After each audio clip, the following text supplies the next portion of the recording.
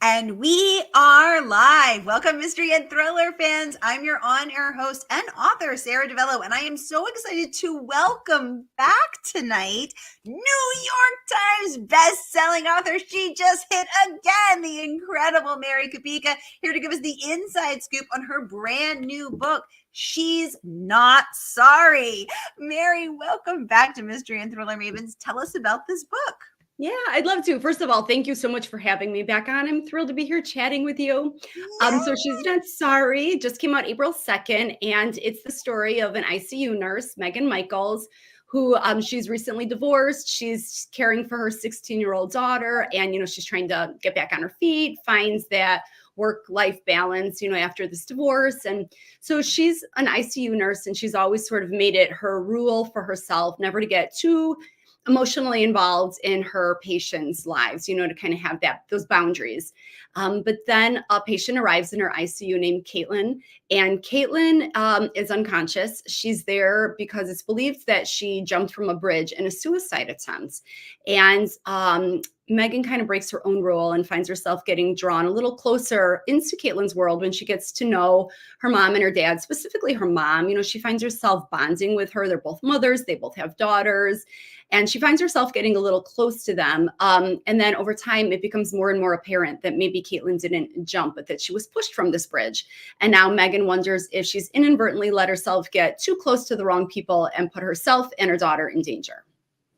Oh my goodness. Well, I got a lot of questions, Mary, and I know we all do because people have actually been submitting questions in advance. So, oh my goodness, we got a lot to chat about. So first, I just want to welcome everyone because we are broadcasting live to 8 destinations across Facebook and YouTube. So, hey, mystery and thriller loving friends, no matter where you are watching from, you are in the right place. It is the right time. It is Mystery Monday. And because Mondays can be murder, we're going to make them a little less painful and get your week off to a killer start.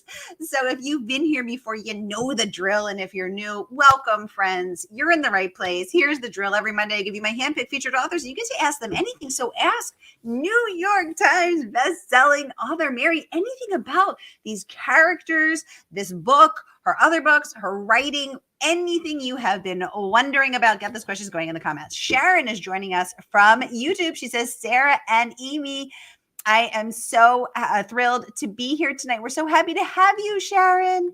Randy also joining us from YouTube saying, hi, Sara. Hi, Mary. Hi, Randy. So great to see you and your black kitty pop up.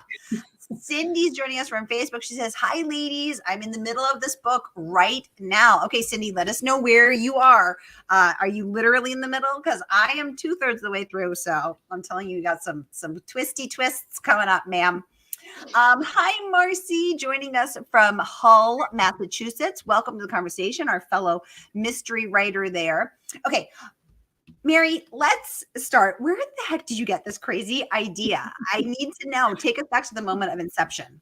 Yeah, so this one, I'm going to be very vague here because it's a spoiler free, but this one was actually the twist came to me first, and that almost never happens. With all of my books, it's only the second time that it's happened. So I thought of the twist, and it wasn't fully formed. It was like a vague idea, sort of a concept that I wanted to do, but I wasn't exactly sure how to do it.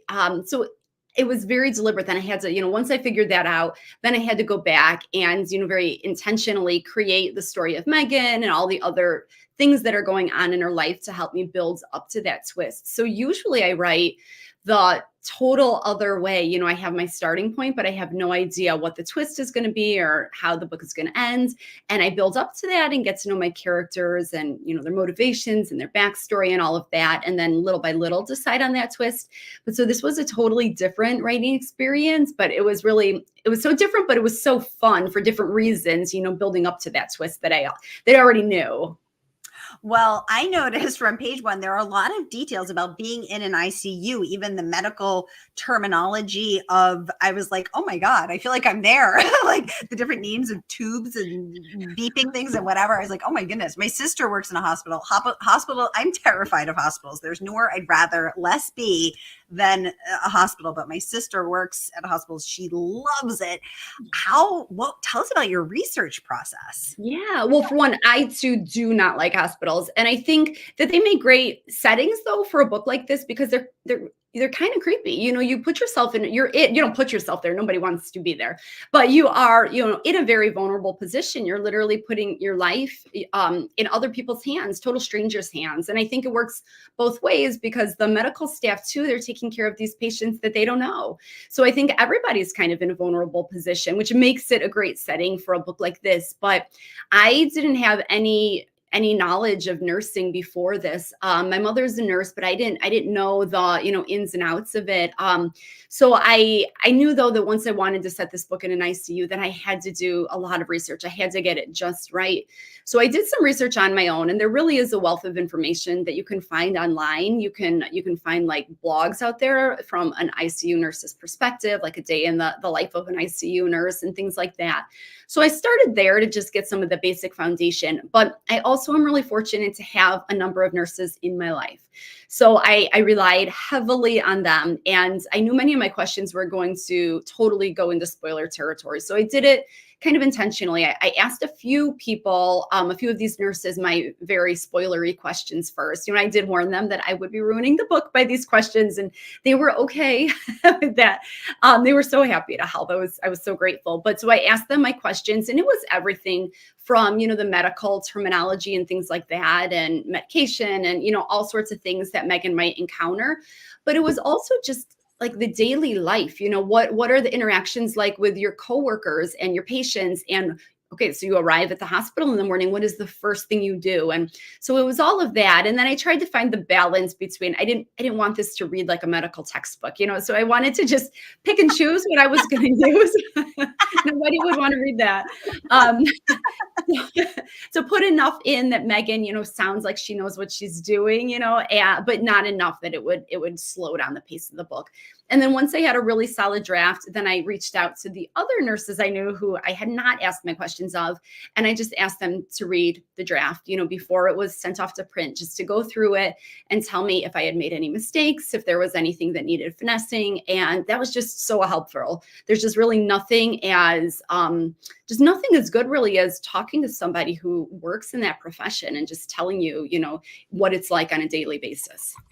Well, it was interesting because I think, that when we first see Meghan at work in the hospital, she is actually watching another nurse, her fellow coworker, attend to the victim who has, just come out of, into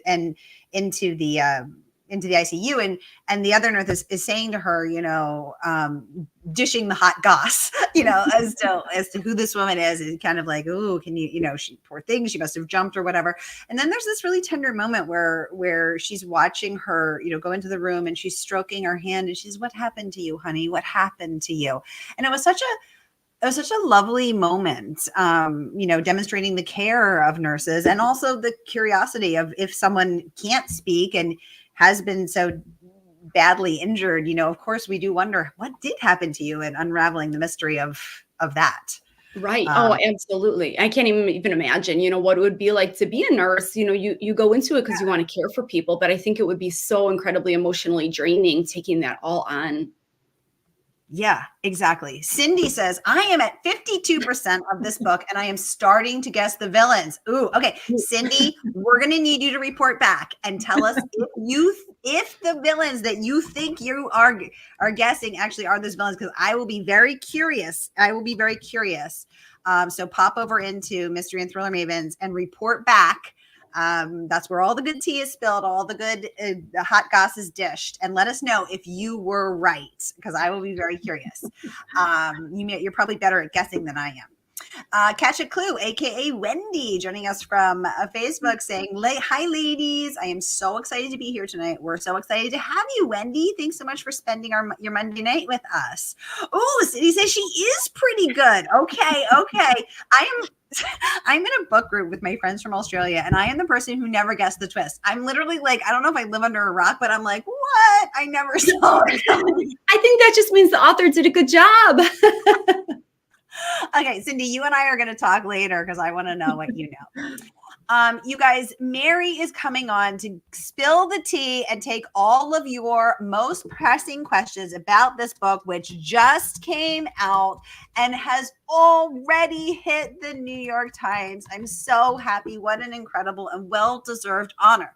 So you can order your copy of She's Not Sorry, a psychological thriller tonight from our favorite woman-owned independent bookstore. That is, of course, Murder by the Book. So whether you're watching from Facebook or YouTube, here is that link. Get your little fingers clicking so that you too can get your mitts on She's Not Sorry. Here's the link.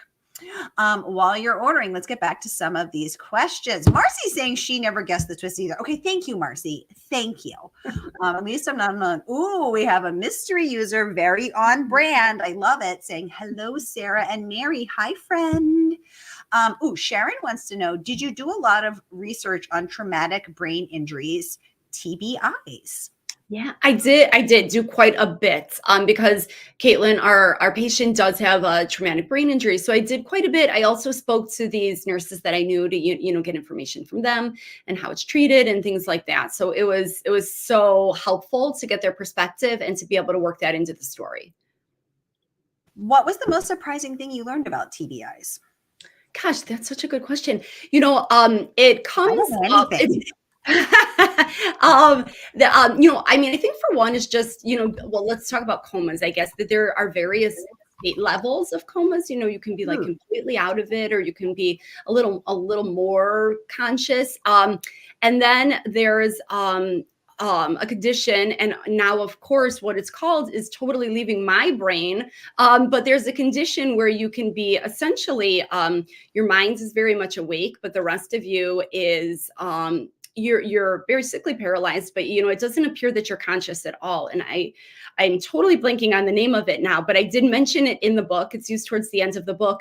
But it's just such a frightening condition because from an outsider's perspective, it appears that you're still totally unconscious, but you're very much alert and aware of what is happening in the room around you. You can hear conversations. I read some stories about people who literally heard their loved ones and doctors talking about taking them off of life support because they believed that they were totally unconscious. And I mean, it's frightening and it's a real thing. Oh my God, what a nightmare. Wendy saying terrifying. Absolutely. And actually our fellow writer, she doesn't write mysteries. She writes literary novels. Caroline Levitt was actually in a coma as well and would hear things. And she's actually written 2 books, fiction books about other women and, protagonists in coma. And she's also written a bunch of articles about it. And it's really, we don't understand so little about the brain and about comas. And actually one of the rarest things that can happen in a coma is to come out with acquired savant syndrome.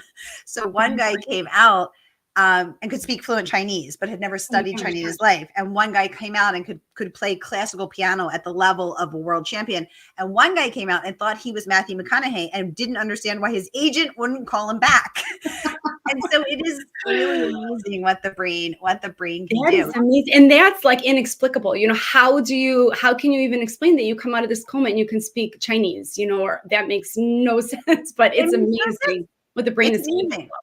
Sharon saying, my brother had a TBI about 3 years ago and he is still healing. It can take years to heal if you do heal.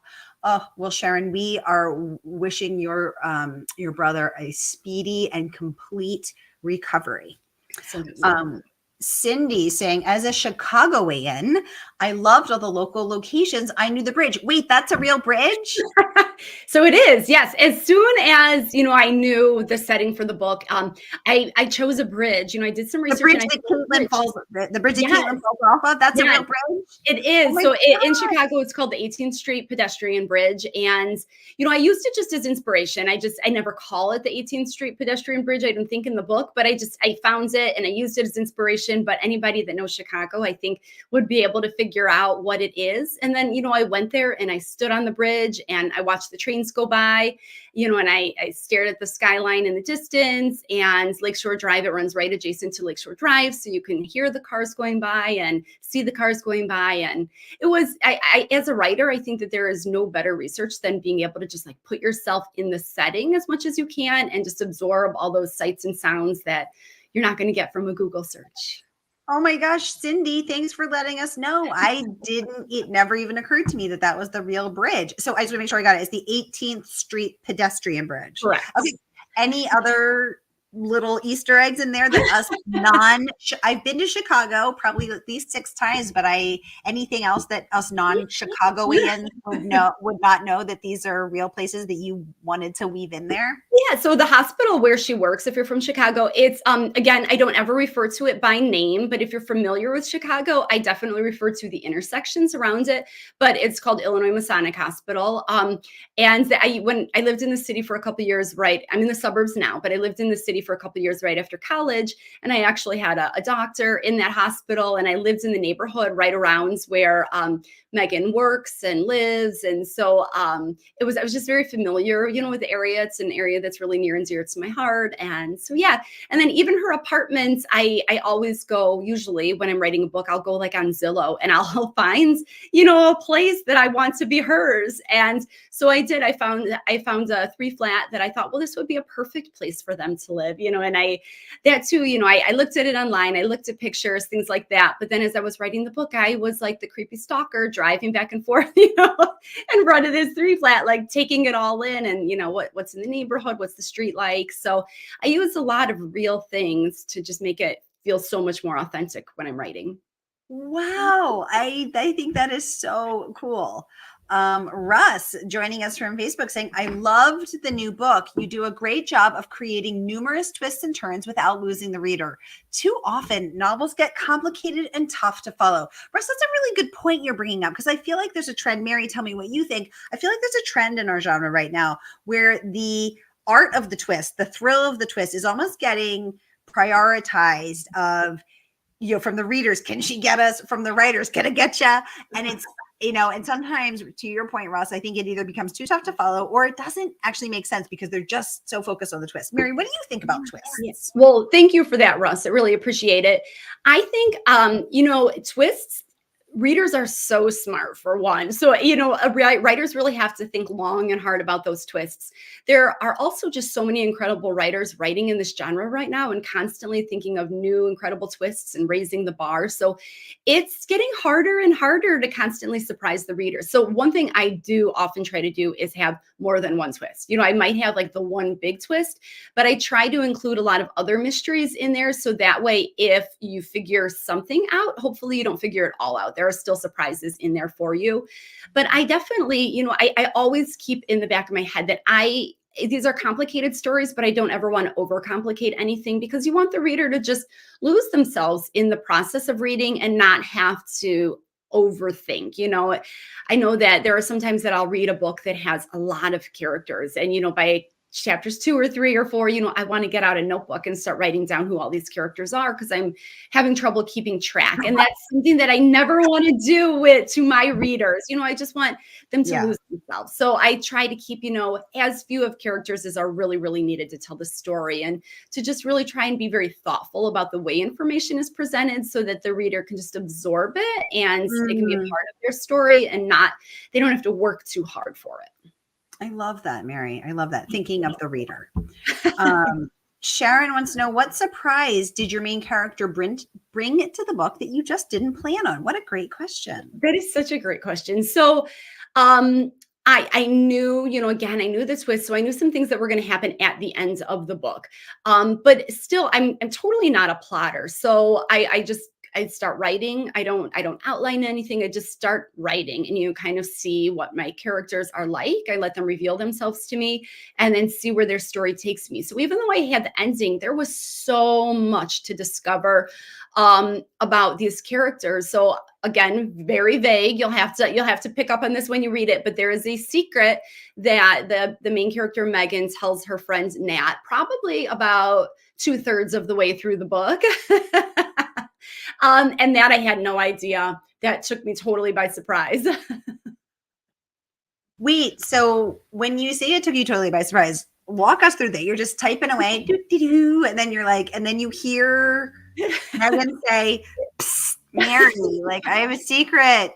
Don't tell anybody." And you're like, what do you mean it surprised you? I mean, I do know that my characters don't actually talk to me, but I'll be writing and then it's just an idea. An idea pops in my head that I didn't know 5 minutes before that I was going to include. And it just feels so right. And so it's just like that. It just really comes from out of the blue and just feels so right in a moment. And so I love that. It's moments like that. Every time that write myself into a dead end and have to delete chapters and go back.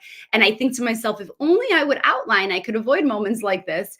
Then there's those other moments where like a character reveals their secrets to me or, just I discover something about my character or the story that I didn't think of 5 minutes prior. Those moments are so great that's why I choose not to outline. I just love the spontaneity of it and just seeing where my story goes. I love hearing about your sacred connection to creativity. I love that. Thank you.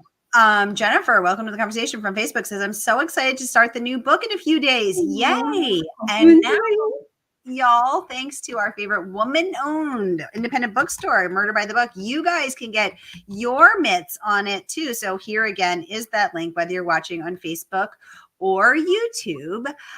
You too can pre-order She's Not Sorry. Here is that link. Okay. Oh my goodness. Okay. Marcy's saying I also use Zillow to describe apartments and houses my characters live in. Oh, I love that. I never thought of that.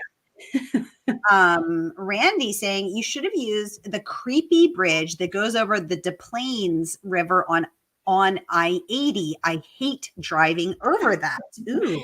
I'm gonna have to check this one out. Maybe the next one. I'm gonna go Google the Des Plaines River on I-80. Our mystery user saying the more twist, the better. Preach, friend, preach. Jessica joining us from Facebook saying one of her best books yet. I gasped out loud when I got to the main twist and I had to take a moment before I went back into it. Well done. Well, that is high praise, Mary. Thanks, Jessica. High praise, Miss Mary. Kathleen joining us from Facebook. Congratulations on your new book, Mary. I am halfway through it and enjoying it, especially considering that I am a person living in the suburbs, but I lived in that neighborhood of the story setting. That's so cool that you lived right in there. We have someone else saying, hello, Mary and Sarah. I loved this book. Hello, friends. Thank you so much for joining us. We have Leslie joining us from Facebook saying, hello from Canada. That's her Canadian. Hello. Hello to you, Leslie. Thank you for joining us from Canada. Hello, Mary and Sarah. I love this book. This is from Anissa Joy, a bookstagrammer extraordinaire and librarian, one of my favorite librarians. Hi, Anissa. So great to have you. Oh my gosh, I think I missed a few comments. I'm scrolling back now because I know there were some that I really wanted to get to. Oh, Cindy is saying, I know someone who had an apartment next to the L line and it was exactly as described. Okay, I love that specificity. Thank you so much, Cindy. See, your Zillow research is paying off. Mary, the readers are not the only ones raving. Number one New York Times bestselling author Nita Prose, bestselling author of The Maid, had some wonderful words of praise for yours as well. Let's take a peek all together so we can all read it together. She says, a tense, compelling thriller with completely gasp-worthy twist. And we had someone just say that she literally gasped and had to take a beat. So we know this is happening to multiple people. Mary, how many books have you written? 9. This is number 9. Okay. So what have you learned 9 books into your writing journey, your evolution as an author, about crafting tense, compelling thrillers? Mary is also a writing teacher. She teaches master classes for International Thriller Writers Association at Thriller Fest in New York City, the premier thriller event for readers, writers, and enthusiasts. What have you learned, Mary? Give us the secrets. I have to say every book provides its own opportunities and challenges. It's interesting because like the most things you do get easier over time, right? The more you practice, the easier they get. But writing is not necessarily that way. Every book, like I said, it provides unique challenges that sometimes they maybe haven't experienced in a different book. I do know for sure that the quicker that I get to know a character, the the easier, quote unquote, easier, the story is to write. So there's something about being able to connect with the characters that really makes the words flow for me. And I don't do anything in advance to get to know the characters. It's really just the process of writing them. But that's one thing that I really try to focus my efforts on in those early chapters, is just really figuring out who this character is and what brought them to this moment in time, because then I can start to figure out where the story is going to go. So that's one thing. I love teaching these master classes, I have to say, by the way. It's been one of the highlights of my career. There's nothing better than getting to sit down and, provide feedback for aspiring writers, and we work in groups, and so the everybody in the group collaborates and provides feedback for everybody else, and it's just such an incredibly supportive experience. So if anybody out there ever gets the chance to take one of these classes, I highly recommend them. Not just I am one of many authors, many great authors. I'm always in awe of my fellow authors that are teaching these classes. So if you ever have the opportunity to take one, I highly recommend it. Oh, I love that. Anissa wants to know which character changed the most from the first draft to the final draft. Great question, Anissa. It's a really good question, Anissa. It's a tough question. So for one, I will say I am one of those writers that sort of edits as I go. So by the time I reach the end of that first draft, it's pretty clean, I have to say. Meghan was really kind of who she is. There was maybe some finessing, but I feel like she was really who she is. Maybe the daughter, there's a 16-year-old daughter, Sienna, and I feel like maybe she changed a little bit. I'm trying to think back to the revisions that I was working on with my editor after I turned in a draft, and I feel like more of the work had to do with Sienna than Meghan. So I would say she changed. Interesting. Okay, Sharon wants to know. She says, I picked up your book a few days ago and it is next on my TBR. Will you be coming back to Massachusetts on your tour? I would love to have you sign my copy. If not, is there any way I could get a signed book plate? Yeah, how are we? Do you do signed book plates, Mary? I do. Yep. I have some signed book plates here. So yeah, I can mail a signed book plate. I'm not coming back to Massachusetts anytime soon, but I can do a signed books plate. There are also, if you're looking for a signed copy, Mystery by the Book did have some. I don't know if there's still any in stock, or Murder by the Book, I'm sorry. Anderson's Bookshop in Naperville, Illinois had some. So there are definitely some out there, but I do signed book plates as well. Wendy is saying, I missed Mary at the Plainville bookstore. I was so sad. Well, I hope you come back on your next book tour, Mary. Yes. Yay. All right, you guys, the book is out now. She's Not Sorry, an instant New York Times bestseller. And here is that link once again to order your copy from our favorite woman-owned independent bookstore. Here is that link. We're going to pop it up for everybody, whether you're watching on Facebook or YouTube. You can click and order. The good folks at Murder by the Book will send it out to you tomorrow. Randy saying, please come to Indiana. Mary, any more travel plans? So I have an event on Thursday in Edwardsville, Illinois. So not too close to Indiana, but not terribly far away either. And then this summer, I'll be on the road again, a couple stops in New Jersey and Delaware. So unfortunately not Indiana, but I do have my events listed on my website. So as events get added, I'll be posting them there. It's just marykubica.com. So feel free to check it from time to time. And I try to post any events to social media as well. Oh, perfect. Now, Mary, before we went live, you were saying that it's, when you're out on the road, it's impossible to also write because it's such a different part of your brain. I find it impossible too. How are you transitioning back into your writer brain now that you're home for a few months? Yeah, and everybody popping up. Here's Mary's website, so you can follow. You can check out her website too. So here it is, marykubica.com. Thank you for doing that, Sarah. It's a transition for sure. And I don't think that I can do both at the same time. I can't do all the publicity stuff while writing because I won't do either well. So now that the publicity stuff, the book launch and all that is starting to wrap up, I love all of that. And I so look forward to it. But now I'm also really looking forward to like going back in my writer cave and, I'm just like immersing myself in the next story. So it'll take some time though, because honestly, don't tell my editor, it's probably been a month since I opened that manuscript. So um, I'm going to have to, sit down and reread. I have about a third of the book done, maybe a little bit more. So I have to sit down. I have to reread it. I have to lose myself, in the characters' worlds again. And I'm so excited to do it because I also think there's nothing better than like once you've been away from a manuscript for a while to go back to it with fresh eyes and just maybe see some things you didn't see the first time. And so I'm excited. I'm ready to get back to it. I love that. I love that. Kathleen joining us from Facebook says, "You are amazing. I am so happy I got to join this. I missed out on your visit to Anderson's and Naperville. It sold out so fast. You are so talented." Well, the good folks Murder by the Book still have copies, so you can grab yours right here, Kathleen. And I'm popping that link up for everybody, and you can order a signed copy. And if they don't, DM me, and I will get you a special mystery and thriller maven branded a book plate that I'll get Mary to sign.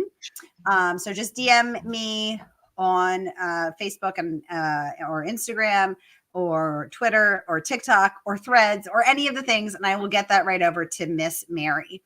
Marcy saying, "I listened to the audiobook of Just the Nicest Couple and I loved it." Oh, I read that one on paper. I had you on for that one too, Mary. You did.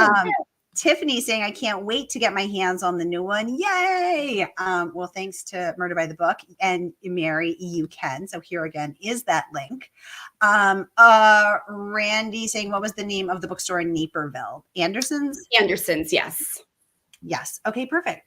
Well, y'all, we are out of time. Time flies when you're having this much fun. Mary, thank you so much for coming on to give us the inside scoop on She's Not Sorry. Y'all, thank you for joining us for Mystery Monday. And I'll be back at the top of the hour with mystery legend Sarah Paretsky. Got to get a snack and a drink and get right back here for our next fabulous Chicago-based author. Mary, Kubica, thank you so much for coming on. And I will look forward to hosting you again next year. I would love that. Thanks so much for having me. Yay. All right. Have a great night, y'all.